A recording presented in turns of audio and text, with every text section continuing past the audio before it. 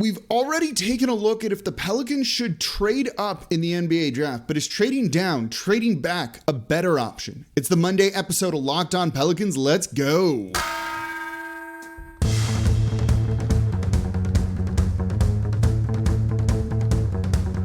You are Locked On Pelicans, your daily New Orleans Pelicans podcast, part of the Locked On Podcast Network, your team every day. Welcome to another edition of Locked On Pelicans, the daily podcast covering your favorite team, the New Orleans Pelicans and NBA, part of the Locked On Podcast Network, your team every day, available wherever you get your podcast and available on YouTube. I'm your host, Pelicans Insider, credential member of the media, Jake Madison, at NOLA Jake on Twitter. Here with y'all on this Monday, kicking off another week's worth of shows. 5 shows for you this week, so thank you for making Locked On Pelicans your first listen today and every day. We are free, no paywall or anything like that, and available wherever you get your podcast here Monday through Friday, covering the topics you want to hear, the biggest topics around the team, the biggest stories, the most relevant things here on Locked On Pelicans. And today's episode of Locked On Pelicans is brought to you by BetOnline.net. BetOnline has you covered this season with more props, odds, and lines than ever before. BetOnline, where the game starts. All right, so we last week talked a lot about the draft. We're going to be talking a lot about the draft. We'll probably start looking at some specific prospects in shows the rest of this week and throughout the rest of this week, I should say. But I do want to look at trading back for New Orleans. We already talked about in an episode last week of should they trade up? Could they trade up? Could they get to 4? Could they get to 3? 5, 6 to get a guy? Maybe it's Jaden Ivey. Maybe it's Shaedon Sharpe, who I'm really high on going into this draft. But then there's now the other option. Could they trade back? And if I just presented the argument of should they trade up, well, then it seems kind of foolish to trade back. But that's not always the case, right? You know, I think the top 4 in this draft is good. I don't think it's as good as last year, and I don't think it'll be as good as next year. And when you look at this draft top to bottom, how good is it? Right? Is this a draft that's worth using extra assets to go up and get a guy, or are you probably not making the most optimal value driven? And we'll talk about value in the next segment, in the third segment too, because I think that's really important for a discussion about trading up or trading back. You know, if this isn't as good as other drafts, why would you move up, right? If these guys aren't as good as some of the other ones, why spend extra assets, draft picks, whatever it might be, to go and get them? And I think that's a fair thing to ask. So when you look at this draft overall, how good is it? I see an interesting kind of makeup of the players, and I have my big board up right now as I'm looking at this, right? I think there's 5 guys kind of in the 4 guys in the top, tier. Then you've got Shaedon Sharpe. Then I think 6, 7, 8, 9, 10. There's about 5 guys there that are fairly interchangeable, and they're a tier above maybe the next 6 on my board, but that next 6 isn't like totally behind those 5 guys by a significant margin. So there's maybe value to be had. So you look at this draft, right? It's a lot of scores, but not a ton of excellent defenders.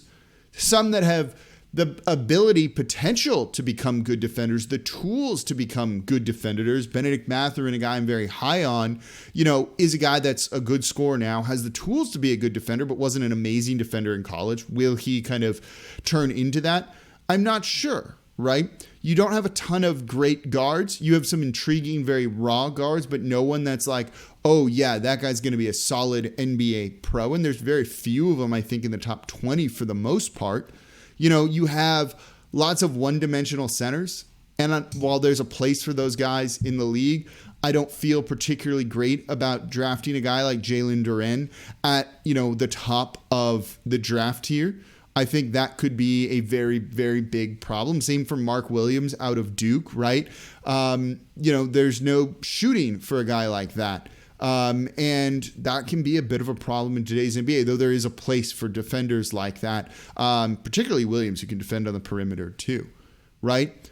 But then you also have a lot of wings, and you want wings. It's a wing-driven league right now, but it's a bunch of wings, a lot of wings with big question marks, particularly on the defensive side of the ball. Or can these guys turn into good shooters? If they don't, already, is it going to be consistent? And I think those are big questions around some of these. Jeremy Sohan, we know he's elite at defense, but I don't know if he's going to turn into a good scorer, a good shooter.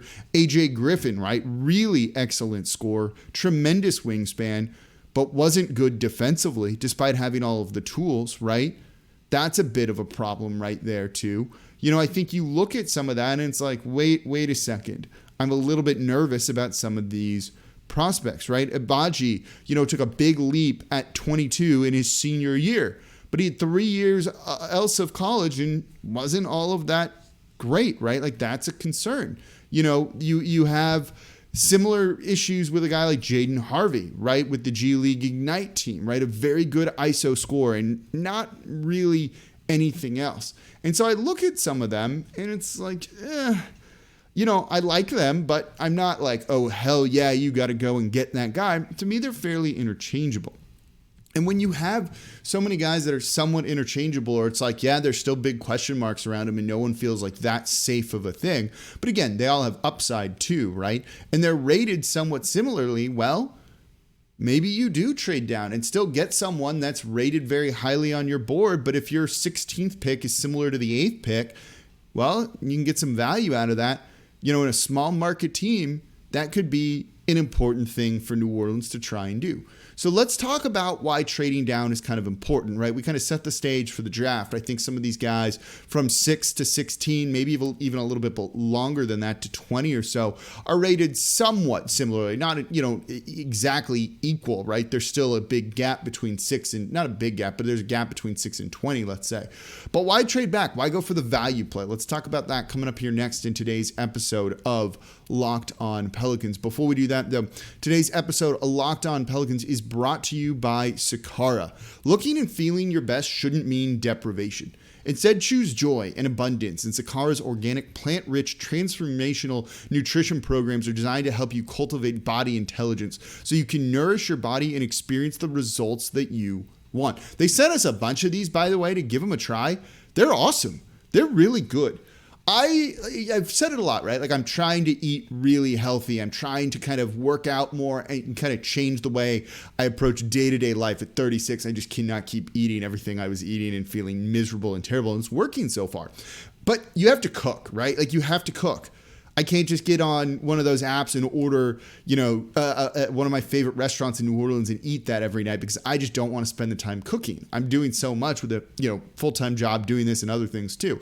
So anytime I can eat healthy and it's quick and easy, sign me up for that. And Sakara definitely does it. These have been delicious so far. And you wouldn't even realize that they're like healthy for you or that they're vegan or things like that. They're really worth giving a try. So Sakara is a wellness company anchored in food as medicine on a mission to nourish your body through the power of plants. And their nutritionally designed, chef-created breakfasts, lunches, and dinners are made with powerful plant-rich ingredients, helping boost your energy, support your digestion, curb your sugar cravings, and get your skin glowing. Plus, it's all delivered right to your door, ready to eat.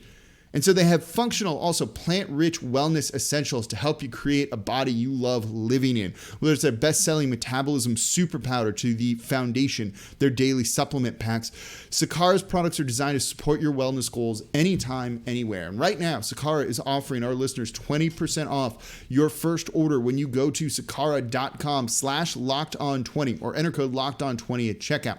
That's Sakara, SAKARA.com/lockedon20 to get 20% off your first order. Sakara.com/lockedon20.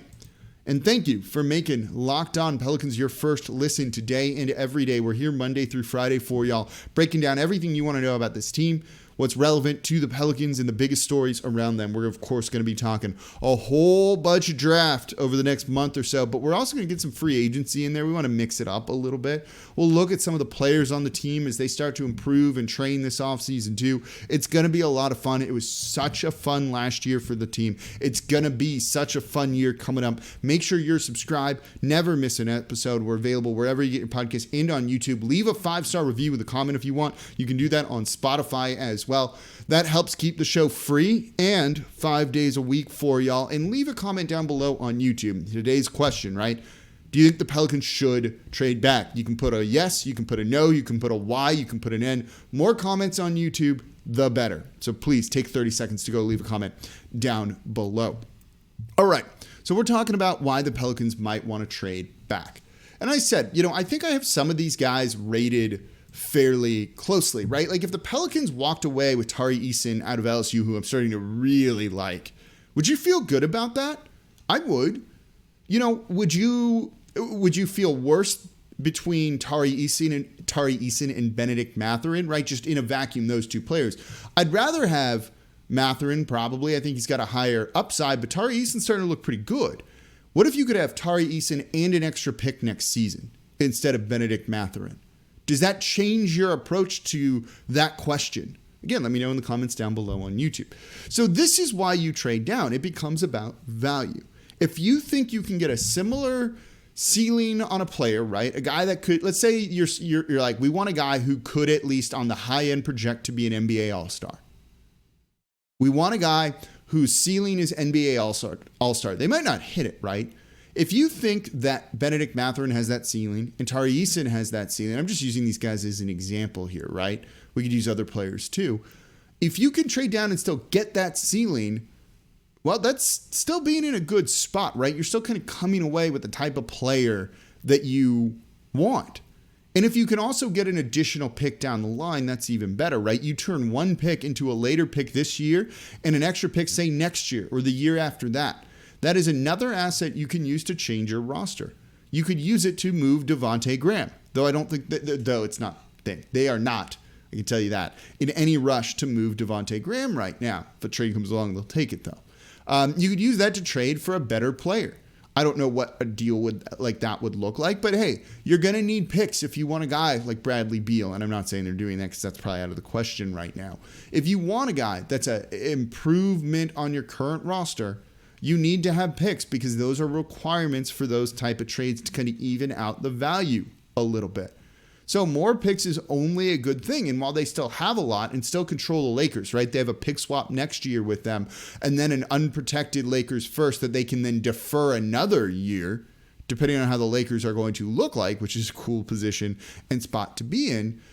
And you have some Bucks picks, you still want more because you need to include all of those in trades for players, as they used a bunch of them to remake the roster this past summer and at the trade deadline with CJ McCollum. So more picks. If you can use this 8th pick to get, say, the 12th pick next year in addition to your own pick, plus a guy you really like, that sounds like a good thing to me.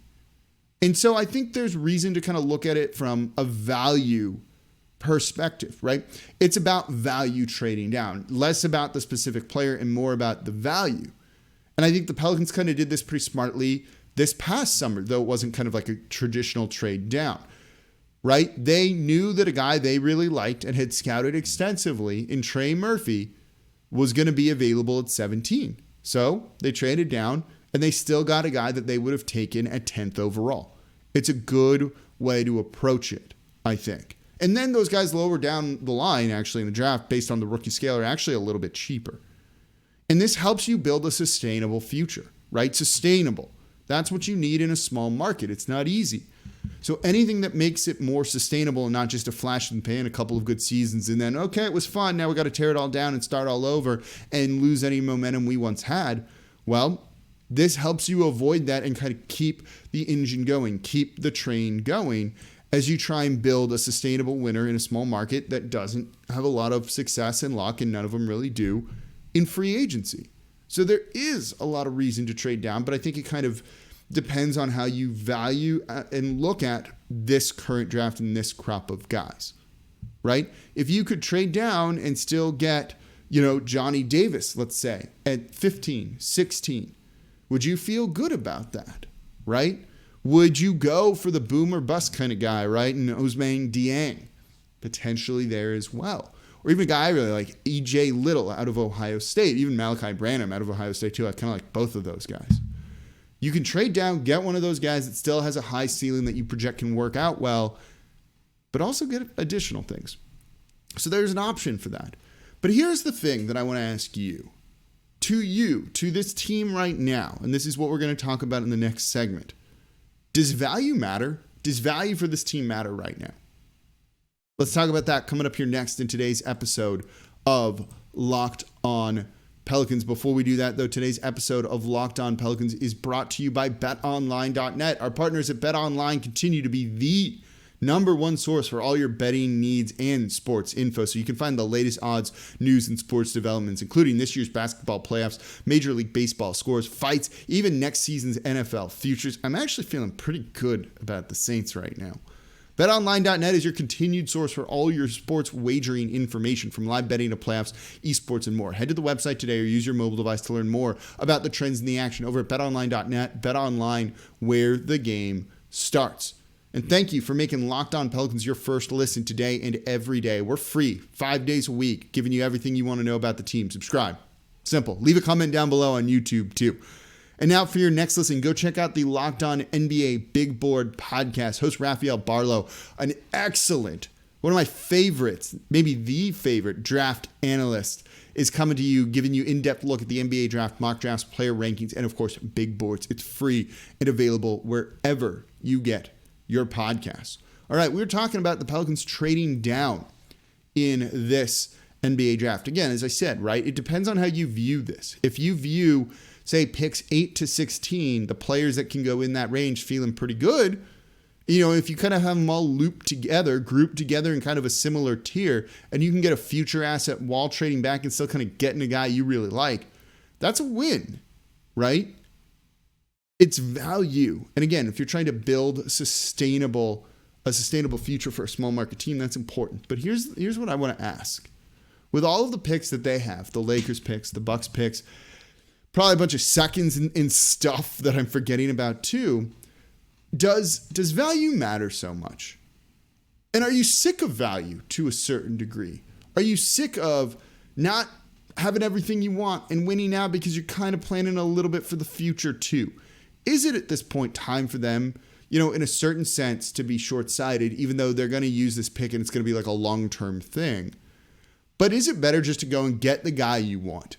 You got a big board, right? You know they're stack ranked, they're ranked right there for you. At 8, your guy at 8 is there. Maybe he's 6th or 7th on your board.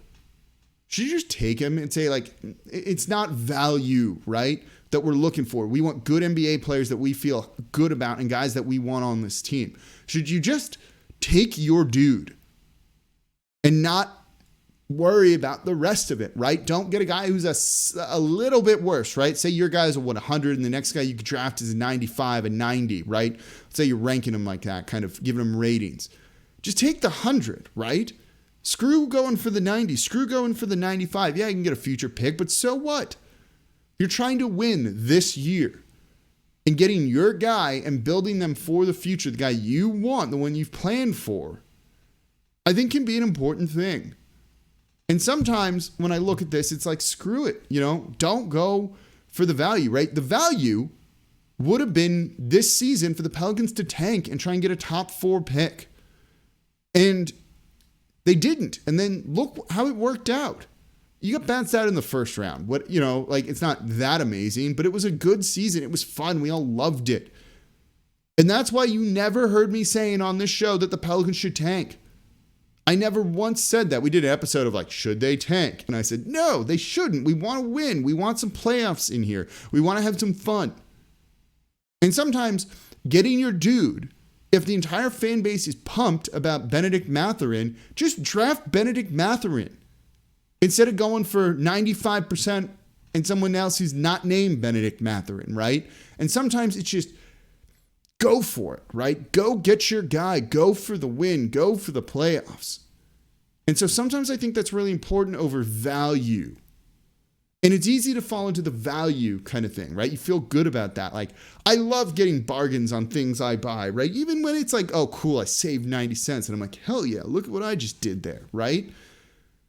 So sometimes it's easy to get kind of caught up in that stuff and lose sight of just go and do the thing you need to do. And I think that's probably the way I feel the Pelicans should approach it. So yeah, you could drop, and there's some teams that maybe would trade with you, right? Maybe you can go to 12 with OKC. They trade up to 8 to kind of get a guy they really want. I don't know if they'd quite do that. Maybe Charlotte at 13, 15, the 15 pick being the Pels pick, right? I think. Yeah, it is. Maybe they want to get up and get a center. Maybe they do want Duren. So they know he won't last past the Knicks or the Wizards or the Spurs. So they go up and they go draft him at 8. So maybe they'll trade one of those two or both of the first round picks for you to move back down for them to go up and get their guy. Right? Maybe the Houston Rockets have someone they really like at 8 and they want to bring more freaking rookies onto that team and young guys. So they trade out of 17 and go up to 8. You're still going to get someone like Tari Eason, Dieng, Branham, Little. Some of those guys are still going to be available there. You could do it. But are those guys as good as Benedict Mathurin? I don't know. Jeremy Sohan? Probably not. They might be somewhat close. They could develop and become better. But just go and get your guy. Try and win, and just kind of stick to the plan and don't overthink it to a certain degree. And that's kind of how I'm viewing this as I talk about trading down. I don't actually think unless you get an amazing pick next year or something like that, or it's kind of surprising, right? Then I think maybe. So there's some kind of factors in that kind of make it pending potential. For the most part, draft your guy, feel really good about it, and just go from there. So I'm actually not in favor of this team trading down, depending on what the package would look like. Let me know in the comments on YouTube what you think, of course, or on Twitter at NolaJake. And that's going to do it for this episode of Locked On Pelicans. Thank you all so much for listening. As always, I'm your host, Jake Madison, at NolaJake on Twitter, and I'll be back with y'all tomorrow.